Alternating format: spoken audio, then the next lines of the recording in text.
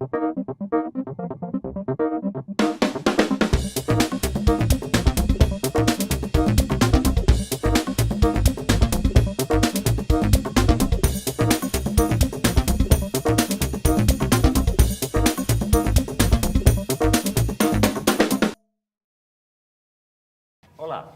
começa agora o Café Intercom, um encontro para discutir a comunicação e temas emergentes do contemporâneo.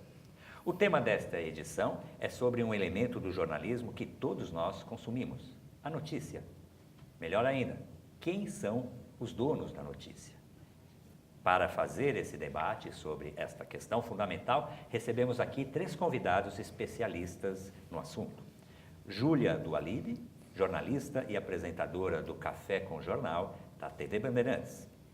Cláudia Rocha, jornalista vencedora do prêmio Vladimir Herzog deste ano, na categoria Rádio, com a reportagem Moradores do Moinho falam em rotina de repressão da PM um mês após a morte de jovem, publicado na Ponte Jornalismo.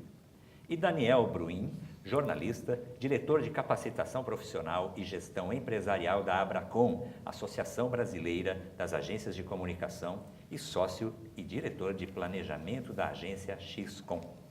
Com a gente também, nosso parceiro de todos os programas Café Intercom, na mediação desse debate, o jornalista e professor doutor Manuel Carlos Chaparro, representante da Intercom.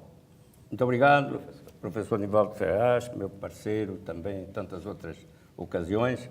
E eu queria, como sempre faço, agradecer e elogiar a qualidade desta parceria entre a Intercom e a Universidade da Anhembi Morumbi.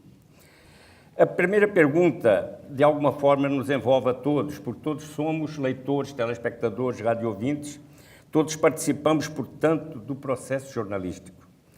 E como leitores, radioouvintes, telespectadores, eu, por exemplo, hoje assisti a 2 ou 3 telejornais, li 2 jornais e cheguei à seguinte conclusão, de que o noticiário é basicamente o mesmo em todos os veículos. Isto nos faz desconfiar de que as antigas fontes passivas, elas se tornaram, não é, comunicadores, sujeitos sociais comunicadores muito competentes, né? Porque elas conseguem... Eu pergunto, inclusive, a vocês, eu imagino que o facto de haver notícia, o mesmo noticiário em todos os jornais, não significa que os editores tenham combinado, não é? Não combinado.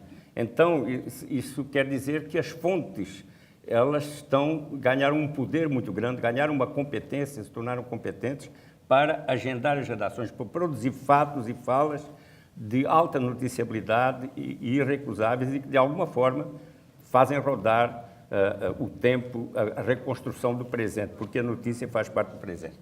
Então, a pergunta é a seguinte, percebe-se, assim, que alguns dos antigos públicos, meramente receptores, exercem hoje o poder de emissores. Daí a pergunta, como podemos entender, conceituar e explicar essa revolução que tão drasticamente alterou os modos de pensar e fazer jornalismo? Sim. Obrigada, primeiro, a todos pelo convite, obrigada pela presença de vocês aqui hoje. E excelente pergunta, professor, fiquei pensando a respeito e eu acho que tem alguns aspectos que a gente pode abordar. Primeiro é o que é a notícia, né? A notícia é um fato extraordinário, que tem impacto na vida de todo mundo. Então, às vezes a notícia é muito óbvia, então ela vai estar presente em todos os telejornais, em todas as revistas, em todos os sites. Por exemplo, hoje, a questão do submarino da Argentina, né? Ninguém, não teve uma ação ativa de nenhuma fonte para ligar para os jornais, ligar para os sites, a notícia era óbvia, é aquela, né? Assim como em Brasília, reforma ministerial, reforma da Previdência.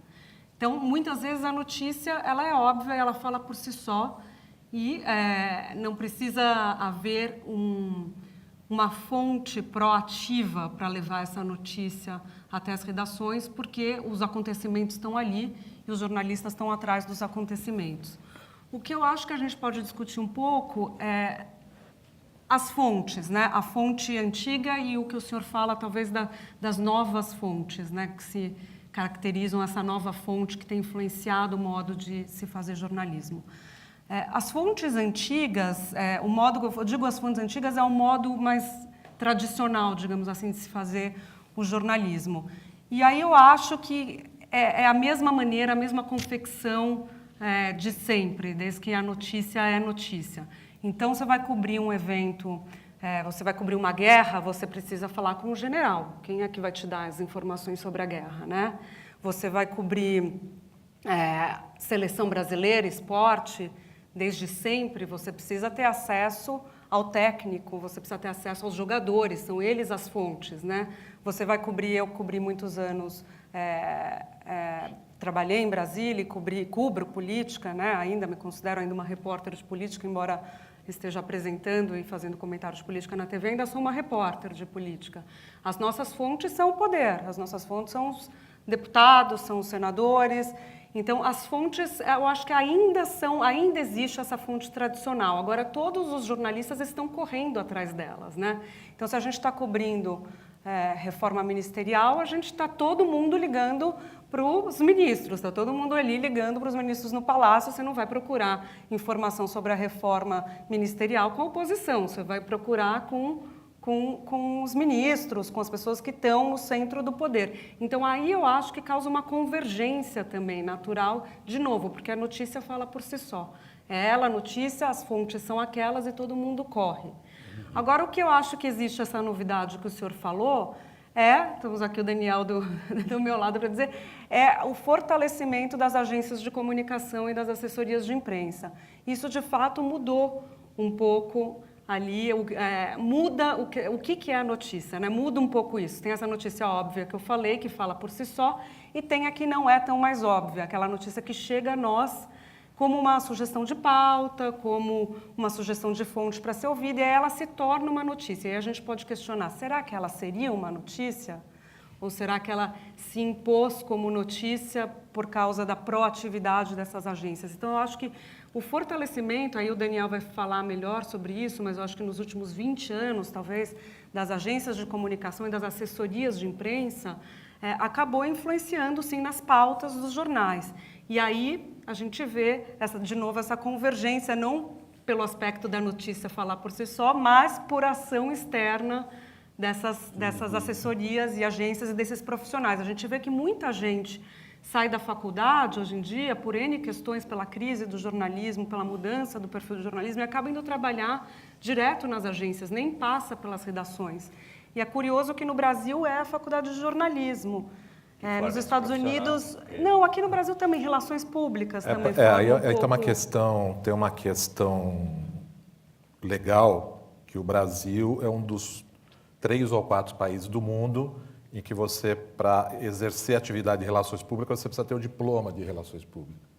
E isso vem desde 67, que é uma lei do mesmo ano que exigia diploma de jornalismo, que já acabou, mas essa lei continua. E isso o que causou? Causou uma distorção, como toda lei regulatória, onde não é necessária, causou uma distorção e criou-se uma outra profissão. Né? Então, você está falando assessoria de imprensa, é um ente que só existe no Brasil. Por quê? Porque o jornalista, que não é... Eu não sei se você sabe que a assessoria de imprensa como atividade jornalística foi o resultado de um acordo entre o Audálio Dantas e a presidente do Conselho de Relações Públicas. Exatamente, para ter essa válvula... 1976. Exatamente, que é uma válvula de escape. Só que essa válvula de escape criou um mercado de 5 mil profissionais hoje. Hoje tem mais jornalistas em agências do que em veículo, muito mais. Nós não somos mais assessoria de imprensa, nós somos agência de comunicação. Por que essa mudança? Interessante isso. Porque nós passamos a ser geradores de conteúdo para todas as plataformas. As agências de comunicação hoje produzem muito mais conteúdo do que os próprios veículos. Nós estamos o dia inteiro produzindo conteúdos para diversas plataformas, para mídias sociais, para as pautas, para os jornalistas que nos ligam e nos pedem ajuda. Então, hoje a gente trabalha, a nossa relação com os veículos hoje é de colaboração muito próxima, de fornecimento de informação, checagem de dados. E aí eu achei interessante que se você questionou se aquilo que a gente oferece é notícia também, quer dizer, tanto é notícia que está sendo publicado.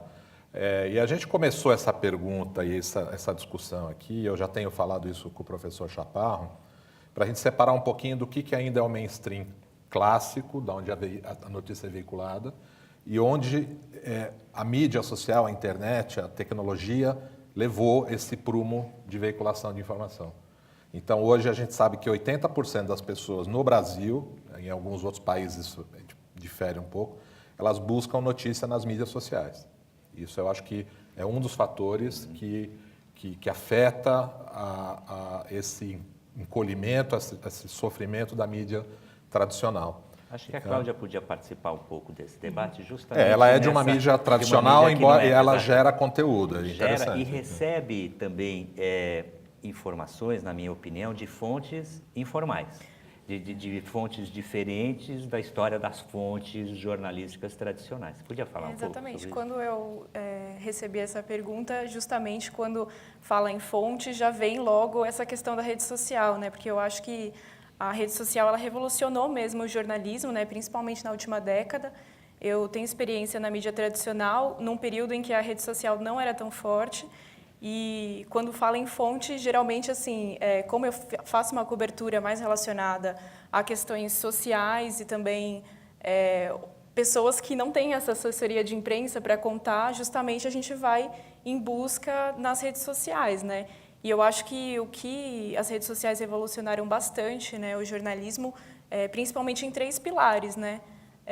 Não só a questão da distribuição, que fez surgirem novos veículos que têm atuação muito mais forte na rede, conseguiram encontrar uma válvula de escape, mas também nas próprias práticas jornalísticas, né? Hoje a gente pode ligar na assessoria de imprensa, mas ao mesmo tempo, não, deixa eu ver se a pessoa... Na agência de comunicação. Na agência de comunicação. Obrigado. Mas vamos ver se a pessoa está no Facebook, se a gente consegue um contato direto, mesmo nas grandes redações. Então, nós não somos mais assessor, nós somos uma agência que cuida de reputação. A questão da reputação no Brasil, inclusive nos últimos anos, é o assunto do dia. Né? E eu acho que cabe ao repórter tentar furar, o bom repórter furar isso que ele está dizendo, que o Daniel está dizendo. E a Cláudia deve... É que as próprias fontes, por mais que elas tenham essa assessoria, são os perfis pessoais delas. Então, a gente vê muito na área cultural, artista, a gente vê... o fulano disse no Instagram que tal coisa. Então, como até para a própria assessoria de comunicação, como fazer esse media training com a pessoa que ela vai usar as redes dela e o jornalista vai ali... a gente não robotiza ninguém. Exatamente. Né? Na verdade, a gente gera, quando eu digo gera conteúdo, as grandes companhias, se você for pegar as grandes multinacionais, elas falam com tantos públicos durante o dia e ao mesmo tempo que elas precisam de uma agência para criar esse conteúdo, para dar o direcionamento para cada público. Jornalista é um público. Né? Se você pegar, o professor sabe muito bem que o termo relações públicas inclui vários públicos e o jornalista é um deles. Claro. Né? Então, no termo relações públicas, a gente trabalha para fornecer informações para vários públicos ao mesmo tempo. Essa questão de furar, é óbvio que eu fiquei 18 anos nesse negócio. Né? O âmago do jornalismo o jornalismo é você publicar o que ninguém quer, o resto é propaganda. Né? Mas eu acho que os canais hoje estão tão diversificados, a mídia social, a internet, trouxe tanta possibilidade de veiculação de informação, e a gente vai falar aqui do dono da notícia, né, que no fim eu já vou adiantar que eu acho que ninguém é o dono da notícia, que as agências acabam assumindo esse papel de produzir o conteúdo, preparar as empresas para oferecer. Da mesma maneira que existem repórteres que estão tentando furar, e que é do trabalho deles, tem um monte de repórter nos pedindo ajuda. Claro, não, Né? eu estou nem Só para dar o outro sobre isso. Só para dar o outro lado. Ir né? pedir o oficial é sempre função, inclusive, do jornalista. O jornalista tem que sempre Claro. ligar e fazer outro lado e pedir o oficial, mas também tem que ir, correr e ver o que não é o oficial. A gente, nós repórteres, hoje a gente tem a lei de acesso à informação. Então, você liga para uma assessoria de imprensa, muitas vezes pede o dado, às vezes você não consegue o dado.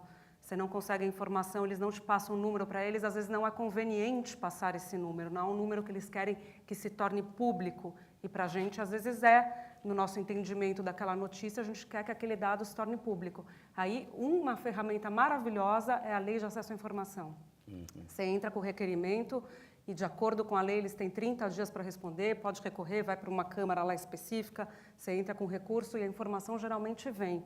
Então, isso é um mecanismo também que é moderno, digamos assim, de uso da lei a favor para conseguir chegar na informação quando existe uma Você está falando de blindagem que empresas tenta públicas, sim, sem dúvida nenhuma, que tenta nos proteger, que tenta proteger o repórter, dos tenta clientes, blindar já- o repórter de ter o acesso ao fato, né? Então, e Agora- Daniel, se há essa composição numérica, enquanto as redações diminuem, as assessorias aumentam, parece que essa luta democrática travada entre o que o jornalista busca como contradição e o que as agências fornecem como informação, ela precisa continuar existindo. O jornalista que está desse outro lado do balcão, como se falava anteriormente, muito antigamente. ele tem que continuar, né? Mas Essa aí eu luta quero precisa fazer só uma prosseguir. observação no que você falou. Hoje, nas agências, os jornalistas são, vamos dizer que, por enquanto, eles ainda são maioria, mas o nosso material humano nas agências não é mais formado, por isso que nós não somos mais assessoria de imprensa. A gente tem gente de marketing, de RP, engenheiros, advogados, enfim, sociólogos, porque o nosso papel é fazer uma tradução, né, do emissor, daqui são os nossos clientes, para os públicos que interessam para eles, que muitas vezes nem são jornalistas. A gente fala com comunidade, a gente fala com o consumidor, a gente fala com o fornecedor. Então, às vezes quando a gente fala tem mais jornalista em assessoria do que... Não é necessariamente verdade, né?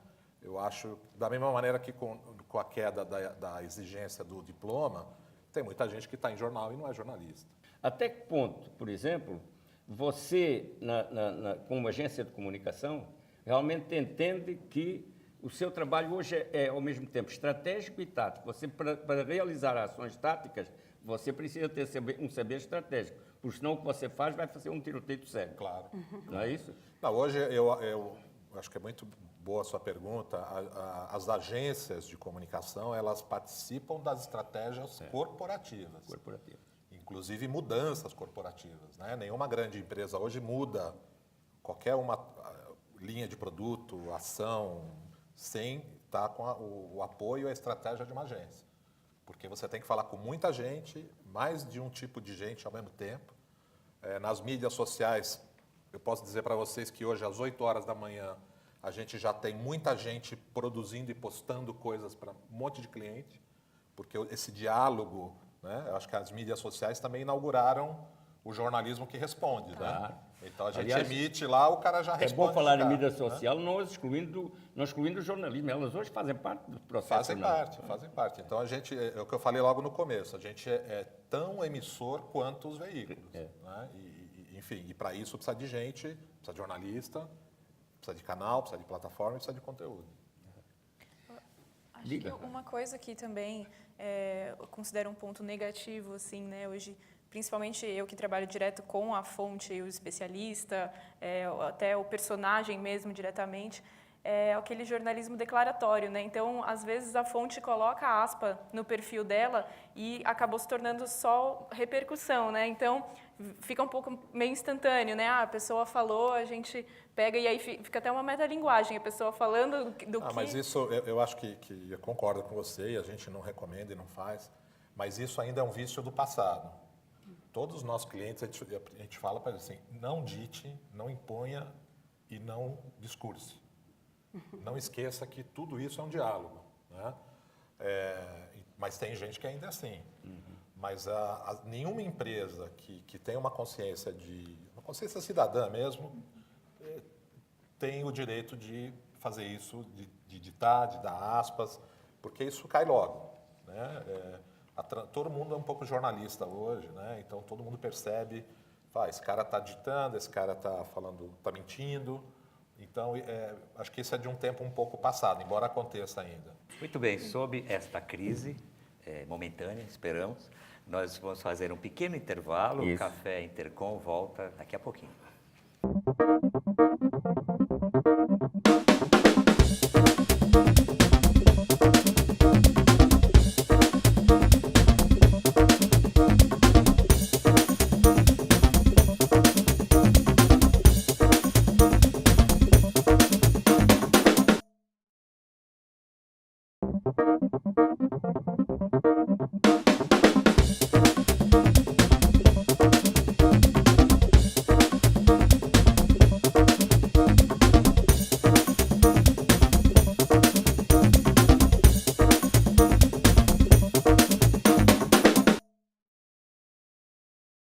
voltamos com o Café Intercom e quero então fazer a segunda pergunta-chave desse nosso debate.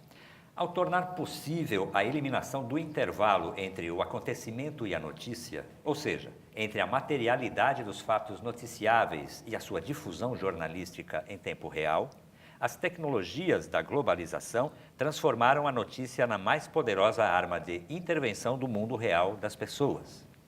Os auditórios são universais. O tempo é o da instantaneidade. E a difusão planetária em tempo real aglutina o acontecer e o difundir num todo de ações e de imediatos efeitos na vida real das pessoas. Por isso, a pergunta que introduz na discussão o título do nosso debate é a seguinte, e aí eu começo com a Cláudia. Nesses surpreendentes cenários que são os novos donos, aliás, nesses surpreendentes cenários, quem são os novos donos da notícia?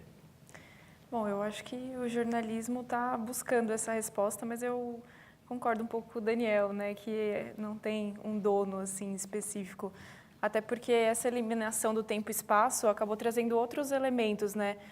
Hoje a própria conjuntura é mais importante do que o fato mesmo, né? Então a conceituação de notícia tem se transformado com a questão das redes sociais. A gente tem observado, por exemplo, essa questão da repercussão tem sido muito mais fortalecida do que a própria apuração e aquele conceito antigo do jornalismo que a gente aprende nas universidades de trazer a público algo que a sociedade não sabe, né? Então, essa reverberação está trazendo um pouco essa questão de que o dono da notícia é o momento. Então, o que está acontecendo agora é o que é mais relevante. Então, é a notícia mais relevante. Eu acho que nessa questão das redes sociais tem trazido isso. Muito bem. Eu acho que tem uma questão Nós juntamos nos últimos anos a tecnologia com a globalização. E isso criou uma instantaneidade que nos angustia, né? A todos, eu acho. E do lado de quem está lá produzindo conteúdo e vendo o resultado, tudo é imediato. Uma notícia fica velha em meia hora, em 15 minutos, em 10 minutos.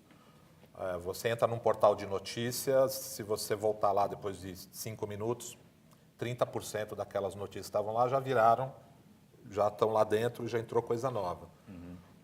E para as agências, por exemplo, que têm clientes globais, a gente tem uma preocupação a mais, que tudo, aqui a gente falou em coisas universais, né? Tudo que acontece em todo lugar é sabido em todo lugar. Então, empresas globais, que uma coisa que acontece no Brasil, em 2 minutos já estão sabendo do que está acontecendo aqui na matriz ou em outro lugar. Um acidente, uma declaração, enfim. E a notícia está ficando velha muito mais rápido, né? A notícia de manhã, às vezes, à tarde ela está velha. À tarde, à noite, no Jornal da Noite, ela está velha. Se não tiver, é porque tem alguma coisa errada. E a gente cresceu e se formou em um universo em que o ciclo da notícia durava o dia inteiro. O jornal saía de manhã, até que saísse o próximo jornal, não ia ter muita coisa acontecendo. Né? A mídia eletrônica, mais ou menos, ela repercutia isso. Hoje é instantâneo. É instantâneo. Né? Então, E aí eu queria saber o seguinte, eu sou do tempo em que o ciclo de vida era determinado pela difusão da notícia. E era um ciclo de 24 horas. A gente lia o jornal no dia seguinte, a vida se organizava num ciclo de 24 horas. Então se criou a teoria, os grandes teóricos do jornalismo da década de 60, 70, 80 diziam o seguinte: só existe notícia feita por jornalista. Portanto, só o jornalista era o emissor. Não é? Hoje, com a nova tecnologia, qualquer um pode ser emissor. Quer dizer, o mundo se dividia numa meia dúzia de emissores e uma multidão de receptores. Agora, hoje, todos os receptores podem ser emissor. O sujeito que está ali, o seu telespectador, pode ser emissor. Aliás, os programas de televisão usam muito isso. Não é? Isso que eu ia dizer. Eu acho que a resposta para essa pergunta, quem são os donos da notícia, eu diria que todo mundo hoje que tem um telefone celular ou acesso a uma rede social é dono da notícia. Que a notícia está aí para todo mundo, seu canal todo mundo é emissor. dela, Né? todo mundo se tornou emissor. E, de novo, eu acho que o conceito de notícia, quando a gente começou o nosso debate aqui, ele ainda é o mesmo. Embora a maneira de circular a notícia tenha mudado muito, mas a notícia ainda é um fato extraordinário e um fato que tem impacto e relevância na vida das pessoas, ainda é. Tanto que o que repercute nas redes ainda é isso. Se você vai pegar o tweet, o trending topic lá do tweet, o que é?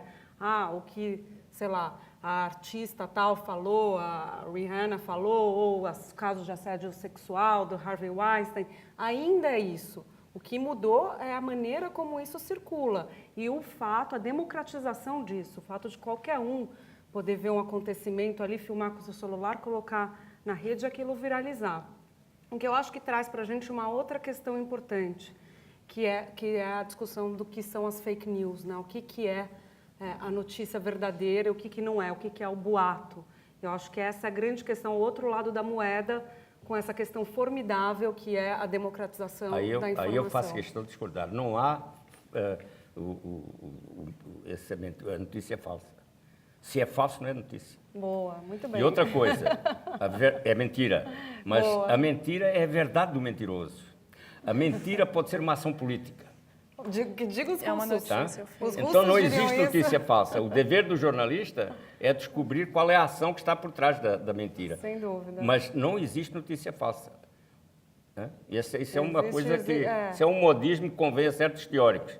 Mas isso destrói o conceito de notícia. Notícia falsa não existe. Então, existe essa confusão, podemos não chamar, como o professor prefere, de fake news, notícia falsa, podemos chamar de boato, de mentira, mas que elas existem com uma roupagem de notícia, elas existem, que elas são perigosas e influenciam Como a política. melhorar, então, a questão da checagem, que é a grande ferramenta de combate da mentira.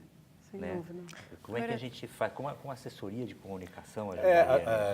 Eu acho que isso atormenta a todos, né? Eu acho que nós vivemos na era das reputações.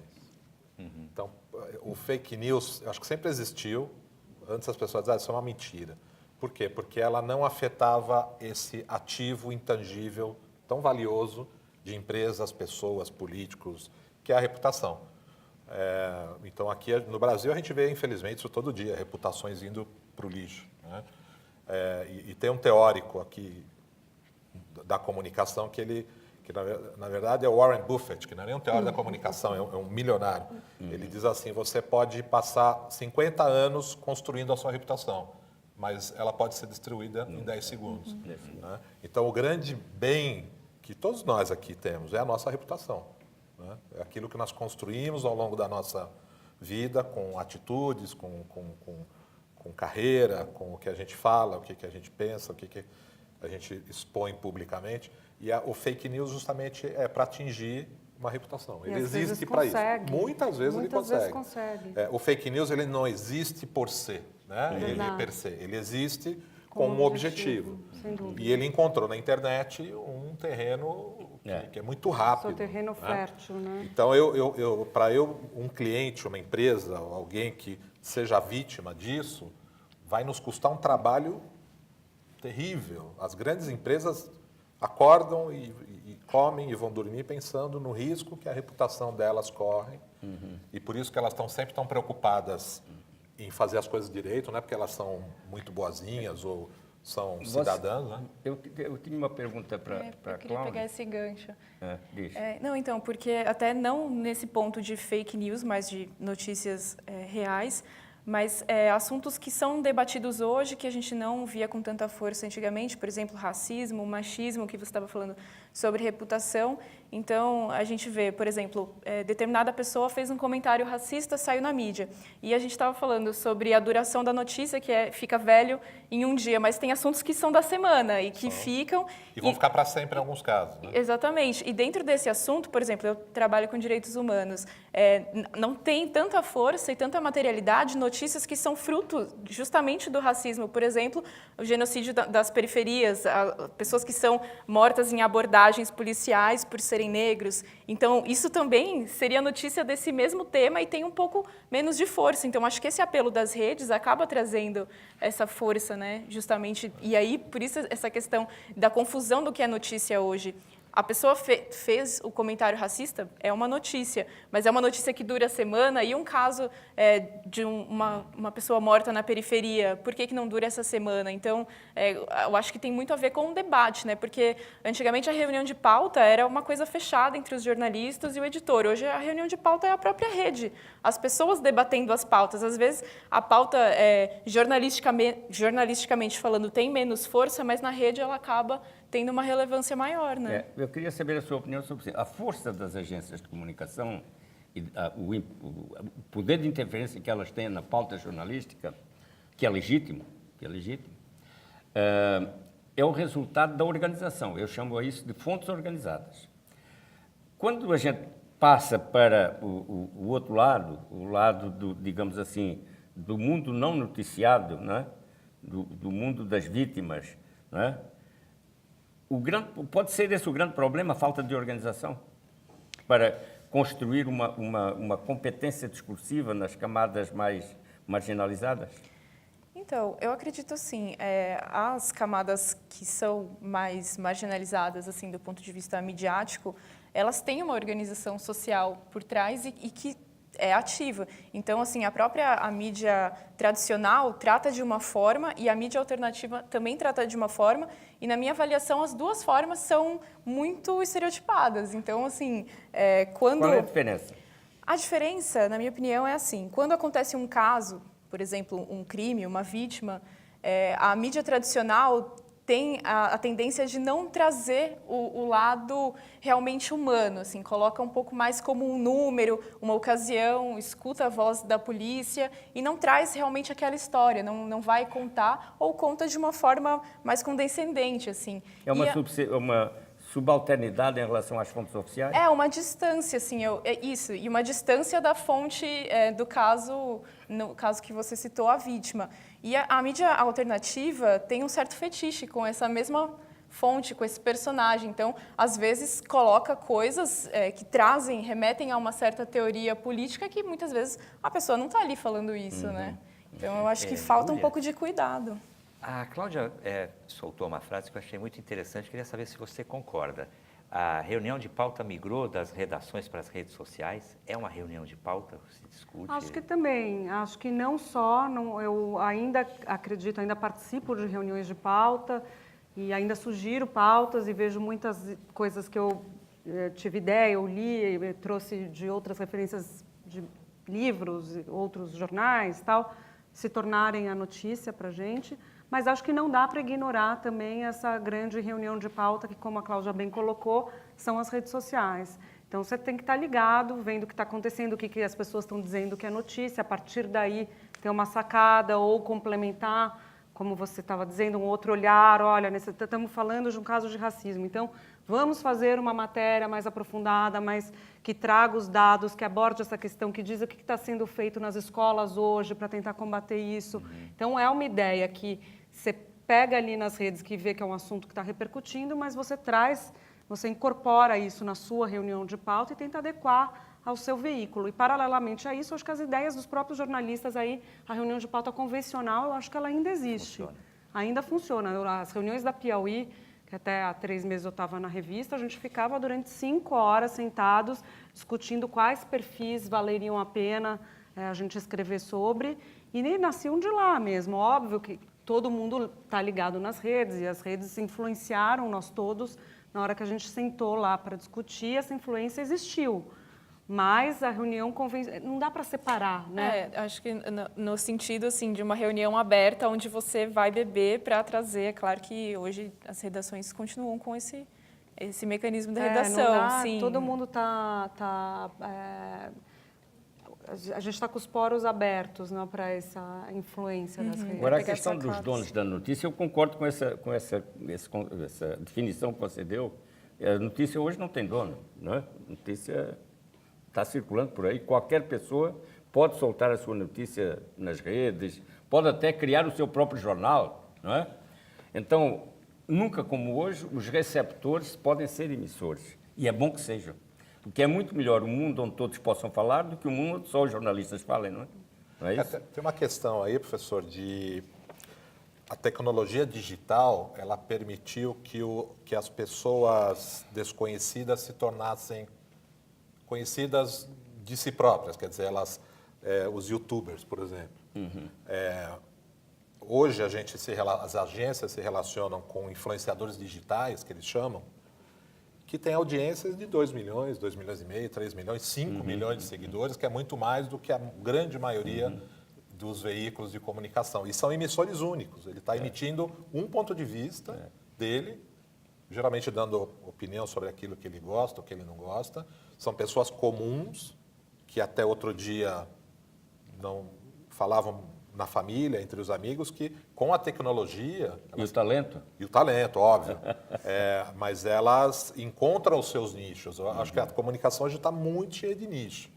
Eu acho que uma das obrigações do jornalismo, um dos deveres do jornalismo, dos profissionais da comunicação jornalística, é o de ampliar as possibilidades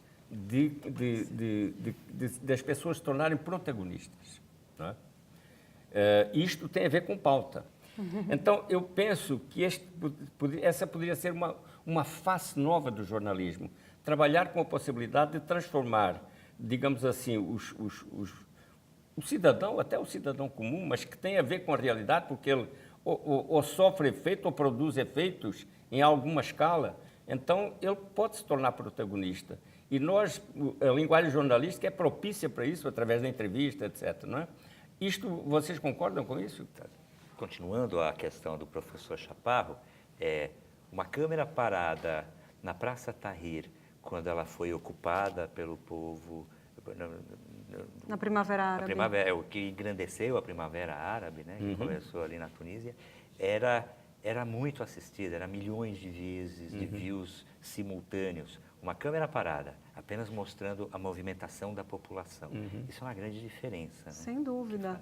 A gente viu a ocupação da Rocinha agora há um mês, um pouquinho mais, pelo Exército, pela polícia, e a cobertura feita pela comunidade, ela alimentou os veículos tradicionais. Então, você tinha ali as pessoas de dentro da Rocinha tweetando as melhores imagens sobre a chegada do Exército, o helicóptero da polícia, era de quem estava lá dentro da comunidade. E rádio é o veículo que mais escuta, assim, porque é muito difícil, né? Não tem como você se isolar numa cabine e não ser alimentado pelos ouvintes, né? Os ouvintes, eles são muito participativos com relação às pautas. Mas não deve ser só uma exploração da oportunidade de fazer uma coisa popular, mas deve ser uma coisa de consciência profissional. Há uma imagem que eu gosto de repetir, a verdade, a gente falou isso hoje em algum lugar, a verdade do desempregado não é a estatística do IBGE, não é? É o sofrimento dele. Está entendendo? A estatística é importante. Isto não quer dizer que a gente rejeita as fontes oficiais. Mas a verdade é o drama do desemprego na vida da pessoa. Professor, muito interessante isso que o senhor está falando. Eu estava ouvindo um podcast há uns 2 dias, 2 dias não, fim de semana, na verdade, já quase 5 dias, sobre as jornalistas que fizeram do New York Times, que fizeram a série de reportagens sobre os assédios do Harvey Weinstein. E elas estavam contando como foi a estratégia delas de apuração. E é justamente isso que o senhor falou.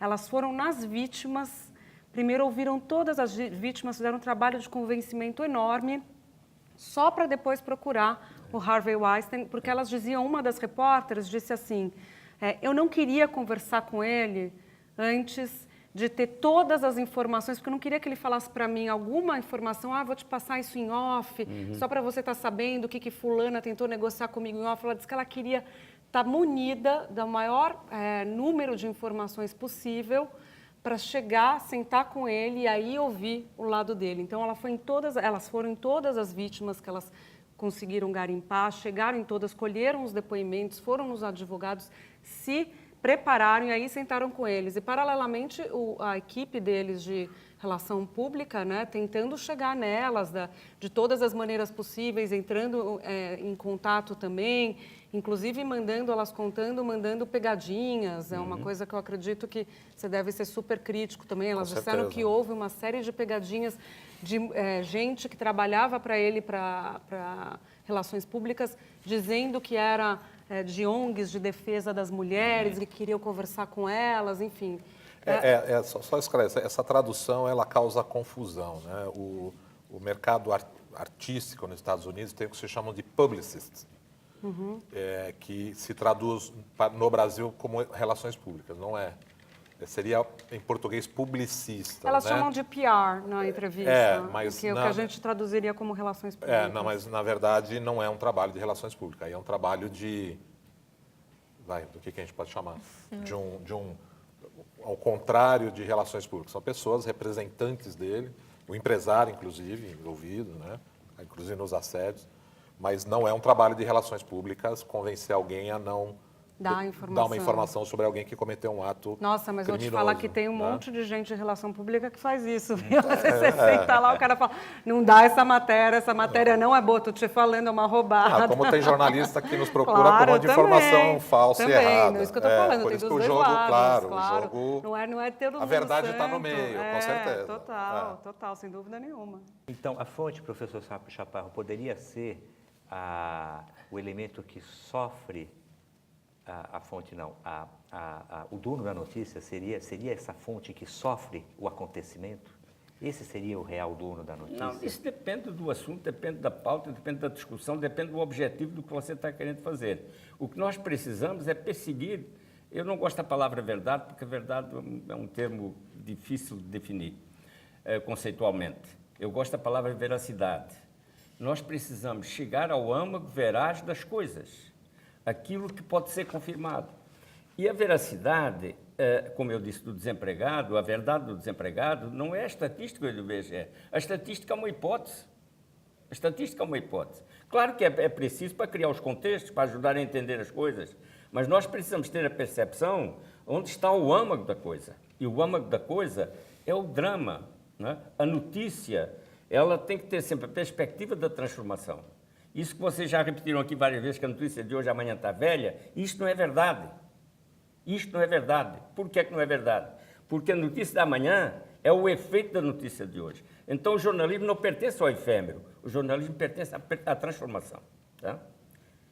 A notícia que não tem nenhum potencial de transformação não é notícia, é enganação.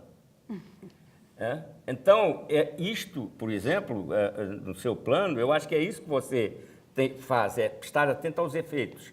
E é isto que está faltando ao jornalismo diário, o impresso principalmente. A notícia que a televisão deu ontem, essa ficou velha, porque o mundo mudou. Só existe notícia se for feita por jornalista. Isto está mais do que velho. Caiu por mais do terra. que velho. Mas havia a notícia, havia a formatação da notícia num processo em que o jornalista aproveitava o intervalo entre o acontecimento e a difusão. Esse intervalo desapareceu. E quando o intervalo desapareceu, a notícia invadiu-se das redações e passou a ser o âmago do acontecimento para que o acontecimento possa ser visto no tempo real como notícia. E o que mudou o mundo não é mais a materialidade dos fatos. O que mudou o mundo é a notícia, que se solta do acontecimento. Eu acho que a instantaneidade, professor, ela induz também ao erro. O Café Intercom faz mais um pequeno intervalo e a gente volta em instantes.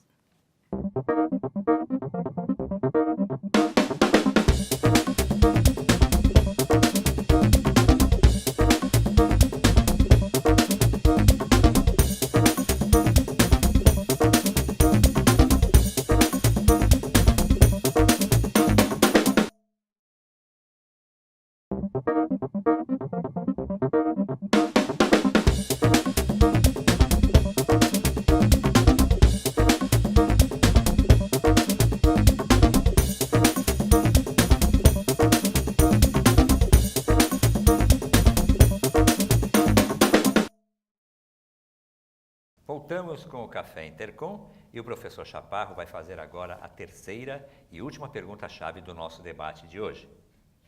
E a pergunta é para você, né? Porque você está lá preocupada com as revoluções sociais e a promoção social.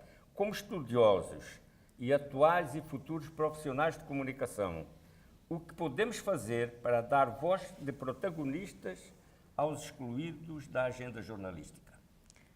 Bom, eu acho que parece um pouco simples, mas a primeira coisa seria ouvir, que eu acho que não tem sido muito feito atualmente pelo jornalismo brasileiro e tirar um pouco esse estereótipo, né? São pessoas que são agentes culturais, são agentes sociais e muitas vezes os veículos não chegam até essas multifacetas dessas pessoas e a complexidade, né, dessas pessoas.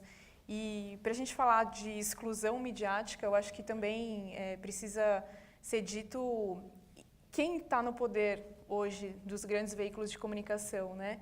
Foi feita uma pesquisa da Intervozes, que é uma organização que fala sobre democratização da comunicação, e ela mapeou 50 principais veículos de comunicação. Desses 50, as 4 primeiras emissoras de TV concentram 70% da audiência e 90% desses 50 veículos estão no eixo sul e sudeste, sendo veículos nacionais. Então, quando a gente fala de excluído, a gente tem uma tendência de achar que são excluídos apenas pela questão da classe, mas também as mulheres são excluídas de alguma forma da mídia, os negros. Então, são muitas questões quando a gente fala de exclusão midiática.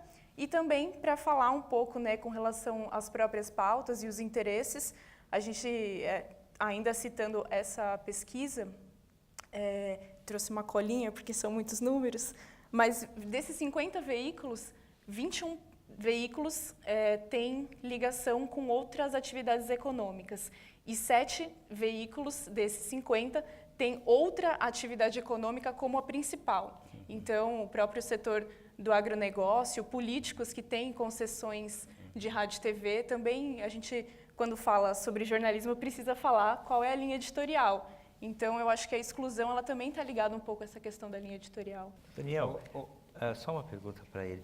Os excluídos seriam clientes em potencial para a assessoria de comunicação? Olha, a gente conhece muitas ONGs hoje que já são muito bem estruturadas em termos de ter seus próprios meios de se comunicar. Obviamente, a gente não vê isso como um negócio, mas, enfim, a gente tem até trabalhado algumas agências, toda agência tem, a gente chama lá de uma parte do nosso negócio que é pro labore, quer dizer, que a gente não cobra e trabalha ajudando, a minha agência, por exemplo, ajuda uma entidade que apoia o ensino no primeiro grau, enfim, tira as crianças da rua e coloca na escola, apoia pedagogicamente, enfim. Então, nós temos essa consciência também. Mas o que eu discutia com o professor Chaparro e discordamos classicamente, que é a melhor forma de discordar, é que os excluídos estão fora de qual mídia? Né? Do nosso mainstream que nós percebemos no dia a dia, ou existem outras mídias que são importantes para eles também na comunidade? Um jornal e uma TV de grande audiência na comunidade pode não ser o principal canal de informação. Daniel, acho que pegando o gancho de novo que você está falando, as pessoas estão vivendo em bolhas, né? Esse é o outro lado do que a gente estão se fragmentando. Discutir. A fragmentação. Então, às vezes, assim, não adianta você tentar incluir. A gente estamos vendo uma transição para um momento que estão chamando, pode ser um modismo, como o senhor falou sobre o fake news, do pós-verdade. As pessoas estão vivendo nas suas bolhas, consumindo a notícia que é compartilhada pelos seus pares que pensam iguais a eles e as pessoas não querem nenhum tipo de informação que divirja daquilo e se vier, não vão ouvir. E isso é um perigo, né? É um extremismo perigoso. É o que a gente viu na eleição de novo do Trump, que as pessoas, a maneira como os americanos consumiram, os eleitores deles, evitaram, não quiseram, né, se abrir para as informações do jornalismo que era feito com a verdade em relação a ele, né? Nessa fase de transição do jornalismo, como o professor Chaparro citou, você ganhou um prêmio agora, do Vladimir Herzog, com uma reportagem que foi para o Ponte Jornalismo também, que ela saiu de lá. Essa forma do poder de notícia, você vê as mídias independentes conseguindo adentrar esse poder, ou nessa discussão, ainda é muito difícil elas conseguirem esse poder, não só na TV, como também nas redes sociais? Bom, eu acho que a Ponte Jornalismo, por exemplo, é um veículo focado especificamente em segurança pública. Então, tem muito de encontro ao que você estava falando sobre o jornalismo de nicho, né? Hoje em dia, então, se você é feminista, você vai para veículos feministas e direitos humanos. E com relação a furar a bolha, eu acho que não seria a pretensão assim de competir, seria mais essa ideia de poder ter uma tranquilidade de apurar o fato com um olhar que a grande mídia não traz, que é um olhar que, como eu disse, tem todo um filtro editorial que tem a relação com os donos da mídia, né, os donos dos veículos de comunicação. A Ponte, por exemplo, é um coletivo de jornalistas, então as reuniões são basicamente só com os jornalistas, então não tem essa questão comercial, inclusive, né, tão forte, tão pautada. Então, eu acho que a grande vantagem desses veículos é conseguir isso, é conseguir trazer um outro olhar nesses temas que tem pouca cobertura, inclusive, né? E com uma profundidade, acho que um pouco maior. Programas que fazem matérias mais focadas e profundas em um assunto que não seria tão abordado em jornais ou em outros conteúdos noticiosos. Um exemplo seria, vamos supor, o Professor Um Repórter na Globo, que ele faz reportagens mais focadas e aprofundadas em um assunto que não é tão falado. Eu gostaria de saber se isso é visto mais como um preenchimento de cota, por exemplo, ou de uma forma errônea, ou seria se isso pode alcançar níveis maiores e poder falar sobre outros assuntos mais que seriam marginalizados, por exemplo. Marcos, eu acho que isso é um pouco aquela resposta que eu dei sobre a tentativa de incluir os excluídos, né? E isso se refletiria no tipo de programa, né, que as TVs, rádios, jornais deveriam fazer. Aí é até uma autocrítica, eu acho que cabe sim, tem espaço, é uma questão de definição da pauta, e eu acho que é uma função do jornalista, inclusive do ponto de vista ético e até moral, a gente produzir esse tipo de conteúdo. Mas realmente eu entendo e concordo que não ocorre da maneira como deveria. A gente vê iniciativas muito pulverizadas, né, na grande imprensa. Como vocês lidam com o mito de manipulação e influência dessas mídias na opinião das pessoas? E se esse mito realmente tem a sua veracidade? Nossa, ficou mais difícil para mim. Olha, eu acho que eu sou um pouco mais pragmático nisso, como a Cláudia falou. Todas as empresas jornalísticas têm um dono. E tem uma anedota no jornalismo que o cara queria sempre escrever a matéria que ele gostava, que ele queria, não conseguia, e o dono do jornal falou para ele: se você quer escrever o que você quer, você faça um jornal só para você. Fazer jornalismo, e eu fiz isso por 18 anos, também é assumir um ponto de vista. Eu não acredito em jornalismo neutro. Claro. Eu estou falando duas pessoas que viram a mesma coisa acontecer vão contar duas versões diferentes, né? E tem uma mitologia de que, e no meu caso, eu pelo menos nunca vi, mas tem uma mitologia de que os donos determinam o que pode ser, o que pode não ser. Eu acho que não é assim, mas obviamente toda empresa tem um ponto de vista, todo jornalista tem um ponto de vista. A Globo tem um ponto de vista dela, a Bandeirantes tem um dela, a Band News, a Folha, enfim. Não existe jornalismo isento nesse sentido. Eu acho que essa não vou dizer que é uma ilusão, mas vamos dizer, é uma utopia de eu vou dizer exatamente aquilo que aconteceu, porque eu tenho o meu filtro pessoal, eu tenho o filtro da empresa, então isso é da natureza do jornalismo. Todo jornalismo é uma versão. Não acho que a partir dele ser uma versão, ele possa ser usado para manipular. Até porque hoje eu posso ver na televisão, mas eu posso checar em 200 outros lugares em 2 minutos. E eu vou saber se aquilo realmente aconteceu daquele jeito ou não. Antigamente, você tinha o que passava no Jornal Nacional, não é, professor? Era o que era verdade para muita gente. Ainda mais fora dos grandes centros. Saiu no Jornal Nacional, é o que está acontecendo no Brasil. Na ditadura, por exemplo. Muita gente passou muito tempo sem saber que tinha uma ditadura, porque ninguém falava. Hoje em dia eu acho mais difícil. Manipular alguém hoje em dia, eu manipulo mentindo.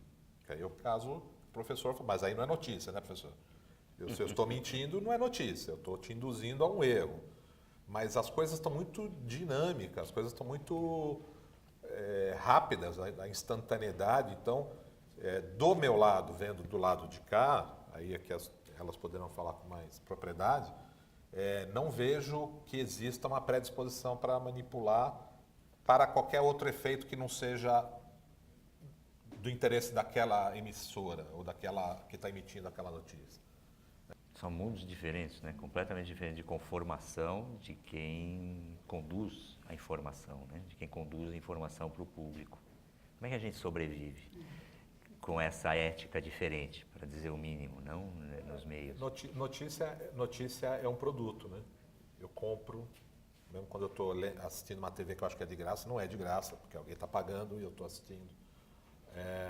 Ela tem que seguir essa mesma regra de mercado, quer dizer, se tem alguém para comprar, ele sobrevive. Se não tem, a menos que a gente volte né, que ela chamou de utopia, que a gente fazia um jornalismo cidadão, isso já se tentou, enfim. Mas desde que o jornalismo é praticado por uma empresa, a notícia é um produto. A gente tem a falsa ideia que a rede democratizou totalmente, mas o próprio Facebook altera os algoritmos. Filtra, com certeza. Né, assim, Eu só acrescentaria uma palavrinha, a sua definição também. Notícia também é produto. Porque eu acho que notícia é muito mais do que produto. Com certeza, mas no aspecto mercadológico é produto. É. Né? Tem que ter um consumidor que compre. Chegamos ao fim. Encerramos mais essa edição do Café Intercom.